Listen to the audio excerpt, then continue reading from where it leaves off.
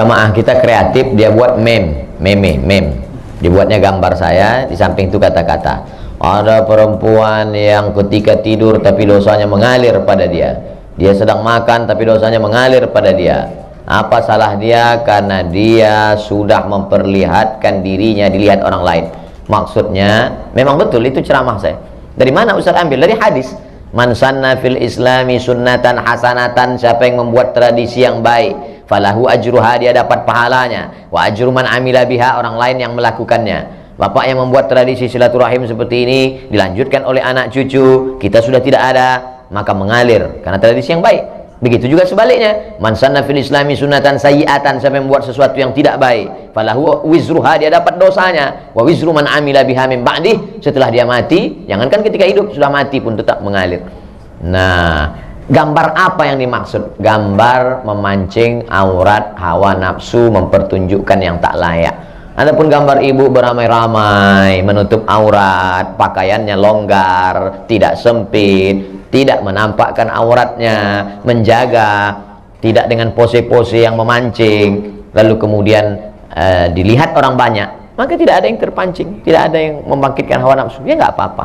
Makanya kalau mau posting gambar ramai-ramai, beramai-ramai, kalau bisa ramai sampai kecil sebesar beras.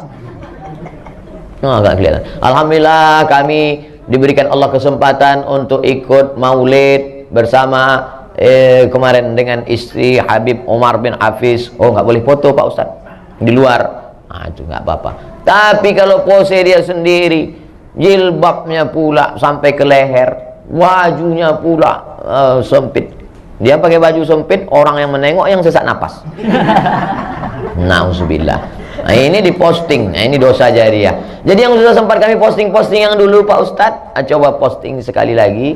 Buat di postingan itu, saudaraku yang pernah men-save fotoku dulu, tolong kalian delete karena aku sudah taubat minta ampun sama Allah. Kalau kalian tetap juga megang, dosanya aku transfer ke kalian. Mudah-mudahan mereka bertaubat. Wallahu a'lam bishawab.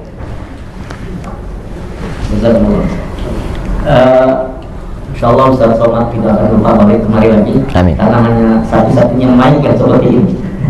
Amin. Adanya di sini. Insyaallah. Ini agak aneh sedikit kalau baterainya kelihatan. Mudah-mudahan Ustaz ingat terus. Ingat. Gitu ya, Pak ya. Ingat. Baik, Ustaz, ada pertanyaan berikutnya. Bagaimana kita menyikapi pemimpin negeri yang zalim? Apa yang harus kita lakukan? Kuntum khaira ummah, kamu umat yang terbaik, ta'muruna bil ma'ruf, ajak orang berbuat baik, wa tanhauna 'anil munkar, larang orang berbuat mungkar, wa tu'minuna billah, berimanlah kepada Allah. Saya tak akan pernah berhenti berceramah, berkhutbah, bertausiah, masuk kampus, keluar kampus, masuk kampung, keluar kampung, masuk negara, keluar negara. Yang ngasih izin datang, yang nggak ngasih izin pulang. Apa susah Pak ya? Selama hayat di kandung badan, selama masih boleh. Kalau tidak juga boleh, seperti Imam Bukhari. Imam Bukhari itu dulu begitu juga. Imam Bukhari nggak boleh ceramah, akhirnya ngadu kepada Allah. Allahumma qad dhaqat alayyal ardu bima rahubat faqbidni. Ya Allah, dulu waktu aku menuntut ilmu 16 tahun keliling Makkah, Madinah, Mesir menuntut ilmu, tapi sekarang begitu banyak tekanan, faqbidni, cabutlah nyawaku. Sebulan sudah berdoa, mati, meninggal dunia. Saya sudah berdoa sering, nggak mati-mati. Takdir kuasa Allah Subhanahu wa taala. Jadi oleh sebab itu, maka tak pernah berhenti saya sampaikan, anggota dewan. Kenapa Ustaz cerita anggota dewan? Karena mereka dipilih aspirasi rakyat, dia mesti mencuarakan itu. Saya sampaikan di berbagai macam majelis. Uang negara yang diambil, maka disampaikannya, karena mereka yang menyampaikan rancangan undang-undang, meresmikan undang-undang, yang tingkat kabupaten, kota, provinsi, perda, perbub, perwagub, maka tak pernah berhenti menyampaikan. Tentu dengan berbagai macam cara, yang santun, ud'u ila sabili rabbika bil hikmah, santun, wal mau'izatil hasanah, suri tauladan yang baik, wajadilhum billati hiya ahsan. Kalaupun mau berdebat, debat dengan cara yang sesuai menurut aturan syariat Islam. Makanya kalau Bapak Ibu dengar ceramah saya baik-baik, saya tak pernah menyebut nama sampai sekarang. Saya tak pernah menyebut partai, tapi saya tak menyalahkan kawan-kawan ustadz-ustadz lain yang menyebut. Mungkin itu metode yang dia pakai. Ini kita gini kan ibarat makanan juga. Ada makanan pedas, macam jenis musik juga. Ada yang metal, ada yang slow, tapi substansinya mesti sama, mengingatkan. kita ini akan bangkit kalau cuman ada dua, amar ma'ruf nahi mungkar. Kalau sudah amar ma'ruf nahi mungkar tidak ada, bantai saja, suka hati hantam kromo, na'udzubillah. Saya sampaikan hadis, la ta'murunna bil ma'ruf, ajak orang buat baik, wala tanhauna 'anil munkar, larang orang buat mungkar. Kalau tidak kamu lakukan itu, la yushikanna yab'atsallahu 'alaikum iqaban, Allah akan turunkan hukuman. Tsumma tad'unahu, setelah hukuman datang kamu berdoa pagi, petang, siang, malam, fala yustajabu lakum, doa kamu tak dikabulkan Allah. Saya sesuai dengan kemampuan saya, tausiah, ceramah, khutbah, lokakarya, seminar, masuk kampus. Ini pulang dari sini akan masuk kampus di Andalusia, Bogor. Wallahu a'lam bishawab. Baik, mohon izin barangkali kita kasih kesempatan tuan rumah khusus spesial Bu Catherine. Barangkali Bu Catherine ada pertanyaan khusus ini. Nah, silakan. Mau nanya apa? Ini sudah kompak ya, tanya aja dulu.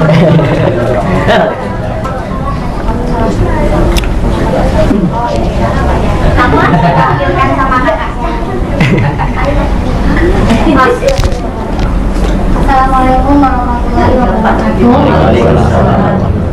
Ustaz, kalau nggak salah saya pernah nonton ceramah Ustaz di YouTube. Tapi saya juga lupa ingat apa saya salah mengenai sholat yang dikodok Ustaz. Misalnya kita lalu-lalu nih sholatnya jarang-jarang, sekarang baru mulai rajin. Nah itu kalau nggak salah Ustaz pernah bilang kalau sekali sholat tambah lagi sholatnya gitu. Jadi misalnya zuhurnya 2 kali. Benar nggak sih Ustaz, apa saya salah ya? Itu aja. Terima kasih Ustaz. Assalamualaikum. Waalaikumsalam warahmatullahi wabarakatuh.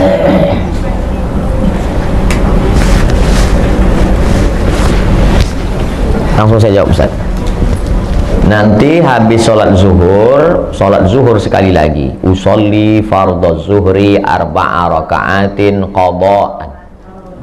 Habis sholat asar sekali lagi, usolli fardhu asri 4 raka'atin qada'an. Jangan di masjid, nanti jadi fitnah. Ente sholat apa tadi? Mana ada ba'diyah asar? Asar sama subuh dibuat di rumah. Kalau habis ba'diyah maghrib dibuat, bolehkah sebelum ba'diyah atau ba'diyah? Boleh aja. Berapa mazhab yang mewajibkan qadha ini? 4 mazhab. Hanafi, Maliki, Syafi'i, Hambali. Tapi kata ustadz kami katanya nggak perlu qadha, istighfar aja cukup. Ibnu Taimiyah. Bukan mazhab 4. Nah, ada tuh ustadz. Ustadz, saya baru taubat. Ya, sholat saya yang dulu saya ganti atau gimana? Udah istighfar aja selesai. Ibnu Taimiyah. Ah, saya ikut ini aja Pak Ustadz. Ya nggak apa-apa. Saya kan menyampaikan 4 mazhab. Tapi saya dalil-dalilnya Pak Ustadz, sahabat saya sudah nulis di internet. Cara nyarinya Pak Ustadz, buka Google, tulis di situ sholat qadha Ustadz Sarwat. Kita tes ya dapat apa enggak. Buka Google, tulis di situ sholat qadha Ustadz Sarwat. Ustadz Sarwat punya rumah fikih. Sholat qadha Ustadz Sarwat. Nah, di situ dia tulis dalil-dalilnya. Nah, itu ada video, ada bagaimanakah ketentuan tata cara mengqadha salat, www.rumahfikih.com, Ustadz Ahmad Sarwat LCMA. Ada. Udah dapat tulisannya, share. Berapa lama qadhanya Pak Ustadz? Ya berapa banyak yang tinggal dulu. Saya tidak anjurkan Bapak Ibu sore ini ambil cuti setahun. Sekali sholat saja setiap selesai. Terus saya baru sholat sekitar 10 tahun Pak Ustadz. Terus yang tinggal berapa? 20 tahun. Ya qadha 2019, lunas 2039. Kalau saya meninggal sebelum itu Pak Ustadz, alhamdulillah dianggap lunas. Beda sama puasa. Kalau puasa ibu masih ada ninggal itu digantikan sama anaknya, ahli waris.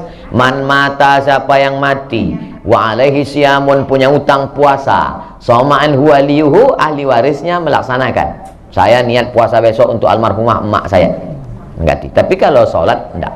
Sholat asal sudah meninggal lunas. Maka saya pengen mau cepat lunas. Wallahu a'lam bishawab. Baik, mohon berkenan satu lagi ada. Oh begitu ya, mau tambah lagi? Subuh juga bisa kan? Subuh di Subuh. Qadha ini bahkan Nabi pernah mengqadha sholat tahajud. Nabi pernah sholat siang 12 rakaat. Sholat apa itu Rasulullah? Karena tadi malam kan tidak mungkin witir siang. Nabi itu 11 karena tahajudnya 8, witir 3, 11. Maka siang nggak ada witir, jadi 12. Tapi kita nggak. Qobliyah subuh kalau terbangun misalnya jam 5, sementara sholat subuh sudah dilaksanakan di masjid. Apakah kita yang terlambat bangun langsung sholat subuh? Tidak, tetap qobliyah dulu. Qobliyah dulu, jangan sampai tinggal qobliyah. Rakaat al-fajri 2 rakaat qobliyah subuh khairum minad dunya wa ma fiha, lebih baik daripada dunia dan seisinya. Bagaimana kalau masuk masjid sudah qomat? Qad qamatis shalatu, qad qamatis shalah. Tetap sholat subuh, qobliyahnya diqadha setelah sholat subuh. Pulang ke rumah qobliyah. Tapi tidak wajib. Yang wajib tadi yang sholat 5. Subuh, zuhur, asar, maghrib, isya. Sholat subuh, usolli fardhu subhi rak'ataini qadha'an. Qadha'an. Sholat itu sebetulnya berapa Pak Ustaz? 3. Yang dilaksanakan cash itu usolli fardhu zuhri 4 raka'atin adaan. Yang kedua mengganti qadha'an. Ada satu lagi i'adatan, mengganti. Ibu sudah sholat zuhur. Selesai sholat zuhur, pas mau makan, cuci tangan, tiba-tiba ngelihat ada kulit ikan mas nempel di kulit, berarti wuduknya tadi batal karena ada kulit yang tidak kena air. Maka sholat zuhur sekali lagi bukan ada, bukan qadha, tapi i'adah, siaran ulangan. Usolli fardhu zuhri. Atau bapak, ketika bapak sudah selesai sholat, istri bapak ngomong, papa, itu tumitnya saya lihat ada cat. Tumit yang kena cat, habis ngecat, maka itu tidak kena air wudhu. Ambil thinner, ambil bensin, bersihkan, wudhu sekali lagi. Sholat yang tadi diulang. Kenapa diulang? Karena sholatnya tidak sah akibat wudhunya tidak sempurna. Nama sholatnya i'adah. Jadi sholat ada 3. Adaan, qadhaan, i'adah. Wallahu a'lam. I'adah, ulangan. I'adah. Usolli fardhu subhi, usolli fardhu zuhri 4 raka'atin i'adatan. I'adah. Dia mau bertanya, silakan. Saya langsung. Terima kasih. Assalamualaikum warahmatullahi wabarakatuh. Waalaikumsalam warahmatullahi wabarakatuh. Saya mau bertanya 2 Pak Ustaz. Yang pertama, mana yang lebih baik hukumnya buat laki-laki menjadi imam ibunya di rumah atau pergi sholat ke masjid? Pertanyaan saya satu itu. Yang kedua, kadang-kadang kita melihat kawan-kawan itu kalau ngambil air wudhu itu tidak sampai ke sikunya, tidak basah sikunya, hanya di sini saja. Apakah kita boleh mengingatkan kepada orang yang seperti itu? Terima kasih. Wassalamualaikum warahmatullahi wabarakatuh. Waalaikumsalam. Ibu ayah kita sudah tua, tidak bisa ke masjid, lalu dia ada di rumah. Bagaimana cara kita berbakti sebagai kepala rumah tangga, suami laki-laki sholat di masjid? Setelah selesai sholat di masjid, pulang ke rumah, sholat sekali lagi jadi imam. Bolehkah kita sholat 2 kali? Boleh. Sholat yang pertama itu menggugurkan kewajiban, sholat yang kedua itu mencari fadilah, keutamaan. Mana dalilnya? Ini kan lagi tren nih sekarang. Mana dalilnya? Nabi sholat bersama sahabat di Masjid Nabawi. Setelah selesai sholat, Nabi pulang ke rumah, sahabat itu duduk di masjid. Tak lama datang orang kampung sahabat itu, musafir, mau jumpa Nabi. Lalu orang kampung itu mau sholat dan meminta sahabat itu menjadi imam, padahal dia sudah sholat sama Nabi. Itulah dalil boleh sholat 2 kali, dan imamnya boleh sholat mencari fadilah, makmumnya sholat menggugurkan kewajiban. Jadi dua-dua dapat. Laki-laki sholat di masjid, laki-laki soleh. Laki-laki yang sholat di rumah, laki-laki solehah. Jangan sampai sholat di rumah. Lalu kemudian kalau nampak orang sikunya tidak kena air, tidak basah, apa kata Nabi? Wailun lil a'qab, celakalah tumit. Hadis sahih riwayat Abu Hurairah radhiyallahu an. Wail neraka, wail celaka, lil a'qab tumit celaka. Rupanya ada orang yang air disiramkan dari atas, tumit tak kena. Nah, jadi disiram kena tumit. Celah-celah jari ini dicelahi pakai kelingking supaya air masuk ke dalam. Siku disapu. Kalau ibu berani berkata begitu, sampaikan wailun lil siku, celaka siku. Tapi kalau nggak berani, Ya pelan-pelan lah, celaka sih. Maksudnya lebih lembut, lebih soft, kasih dia kirim video, nomor WA dia ada, kirim video. Ini tata cara wudhu yang benar. Hasan Husain cucu Nabi melihat ada orang tua wudhunya nggak benar, tapi cara ngasih taunya gimana? Husain nanya Hasan, Hasan gimana wudhu? Hasan pun wudhu di depan Husain. Orang tua ini ngelihat, pas dia ngelihat baru dia sadar, oh rupanya saya salah tadi. Begitu akhlak Hasan dan Husain. Bukan dia tunjuk. Sekarang kan banyak nih anak-anak muda baru ngaji, diceramahi pula lagi, assalamualaikum. Tentu orang itu tersinggung. Mungkin niatnya baik, tapi caranya tidak santun. Nah, jadi ibu wajib mengingatkan dia. Bayangkan, sholatnya nggak sah seumur hidup, nggak sah sholatnya, gara-gara wudhu tak sampai ke siku. Sampai dalam Quran itu disebut, wa aidiakum ilal marafiq, tangan kamu sampai siku. Wah, itu sejelas itu dalam Quran. Wallahu a'lam bishawab. Baik, mungkin ini pertanyaan terakhir ya. Ada pertanyaan Ustaz, bagaimana ciri-ciri Allah terima taubat seorang berdosa? Apakah semua dosa-dosanya akan diampuni jika ia bertaubat?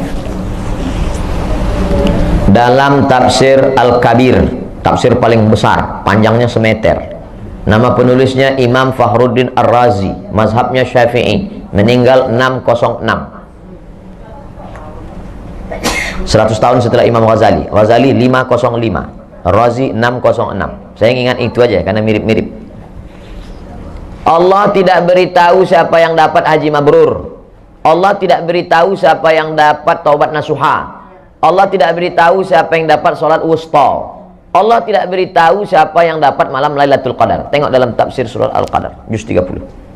Kenapa Allah tidak kasih tahu? Bayangkan kalau udah tahu, mungkin pengajian nggak ada lagi. Pak, Bapak nggak ngaji? Nggak dapat kemarin. Allah tidak kasih tahu itu, tapi tanda-tanda indikasinya ada.